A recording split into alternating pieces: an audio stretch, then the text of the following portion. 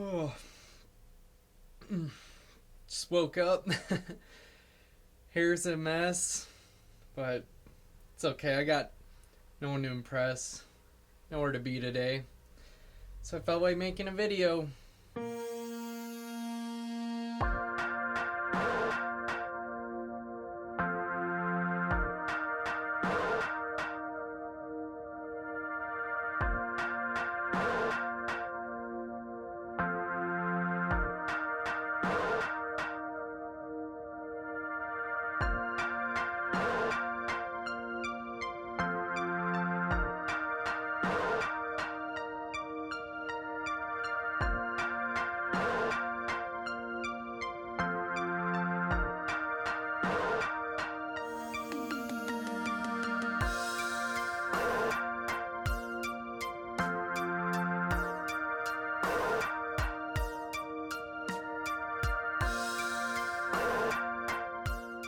Hey there, everyone. What's going on? I am here today in my house, just chilling, and got plenty of time for that. And I figured this is a good time to show you what gear I use. So I've been doing photography since like summer of 2017. That's when I first really got into it. I bought my first DSLR camera and just love every bit of it. And there's tons of things to learn, which there's a lot I need to learn still. So first I'm going to show you which bag I used, and I've been using this since since I got into photography. And so I use a backpack, and it is a Swiss Gear backpack. And let me tell you about it. I've had it since forever, probably for over 10 years now. It was originally a school backpack for me, but for some reason these weren't allowed to use or something. I don't know why, but I've had it ever since then. And I remember my mom getting it for me. It was really expensive, and I don't know. I've had it for so long.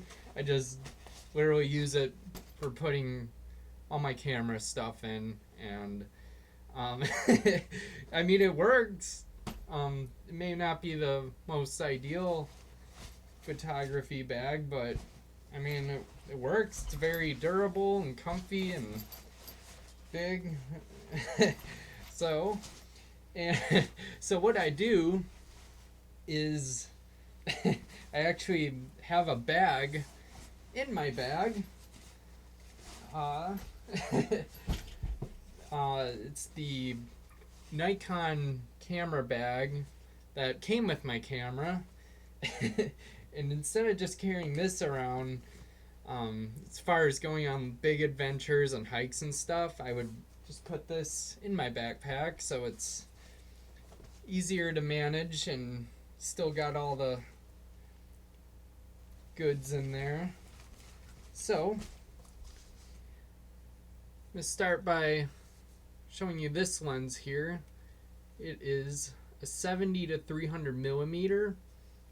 It's a telephoto lens. I used it for long distance shots, and it's actually a kit lens, so it's not nearly as good, but you know, it's what I have and came with the camera. Pretty cheap.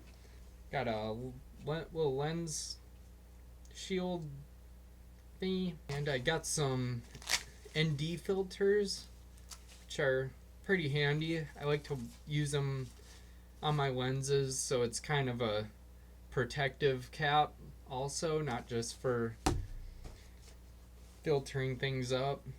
I have my wide angle lens, which I've had for about 2 years now, and I took tons of pictures with this. Good for landscaping, and I'll probably use it here in a little bit.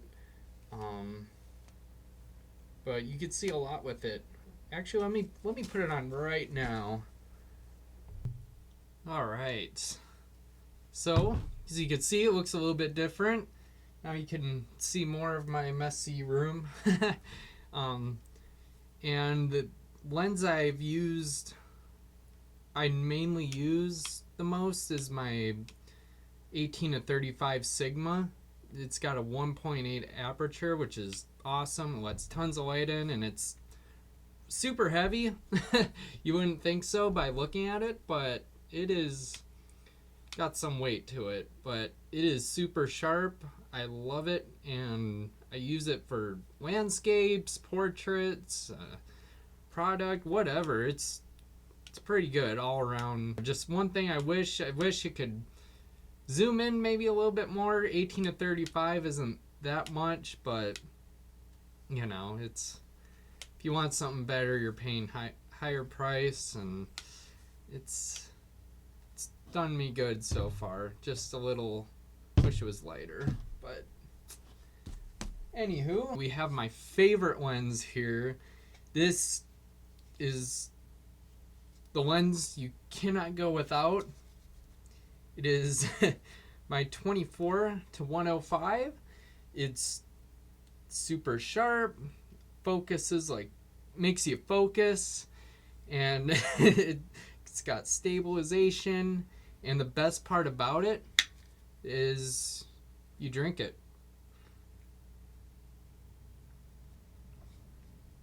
Because it's a coffee mug. Actually got this for Christmas gift last year, and yeah, thank you, Mom. Can't go without this. Also right here, so I have this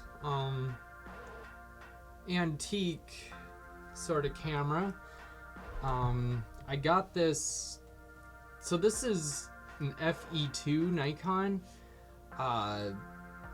This goes, I think this is from like 1982 or something. It's really old, and it's a film camera, which I've never used before, and and this thing also doesn't work. But let me tell you how I got it. I actually ran into somebody in New Mexico, and saw that in a coffee shop, and he saw that I like photography, and so he just gave this to me and said, hey, this is broken, but if you could find somewhere to fix it up for you, then it's yours. It was like his grandfather's or something. I'm like, wow, thanks, man, that's awesome. And I never did get it fixed, but I mean, I like just having it sit right there because it's a nice decoration. Every time I look at it, I'm like, that's cool. Gets you a little inspired. But it's also got a 50 millimeter, and it is a prime lens, not a zoom lens, which I've never had before, and it's totally manual, no autofocus, but I like it. It actually works on my Nikon D5500 here, and it's I don't know, it's an interesting thing to use around the house or whatever, because it's kind of brings you back and takes you to a simpler time where everything is manual focus, and I don't know, it gives you a little different challenge, and it's got a 1.5 aperture, which you can see here. It opens up.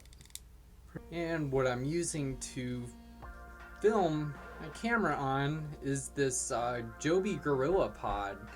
It's like a mini tripod that, you know, you can bend and twist however you want. You hang this on a tree and whatever. It's pretty awesome. It's pretty flexible and portable and pretty heavy duty.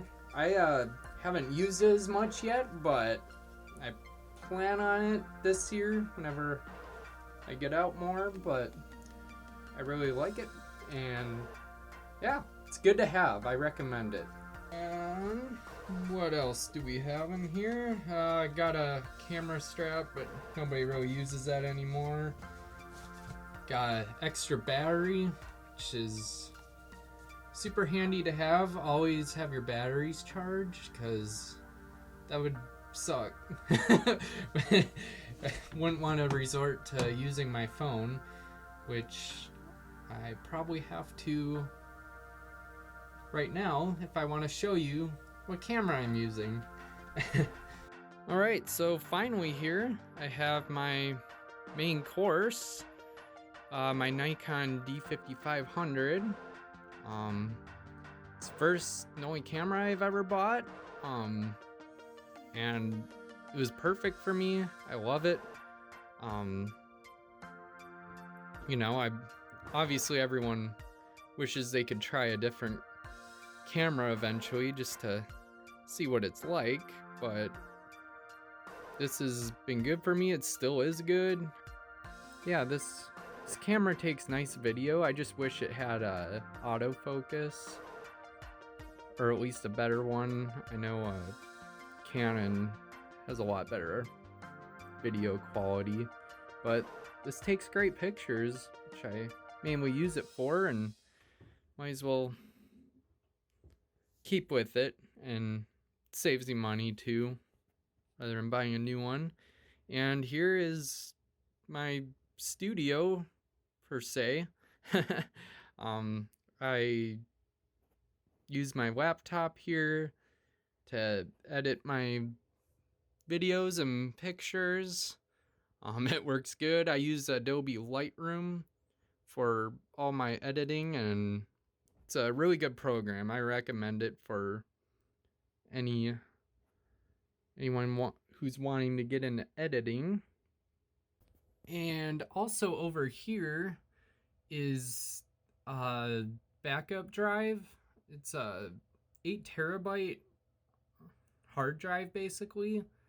It's where I store all my photos and everything, and you always want to have a good backup in case your computer crashes or they get lost or stolen.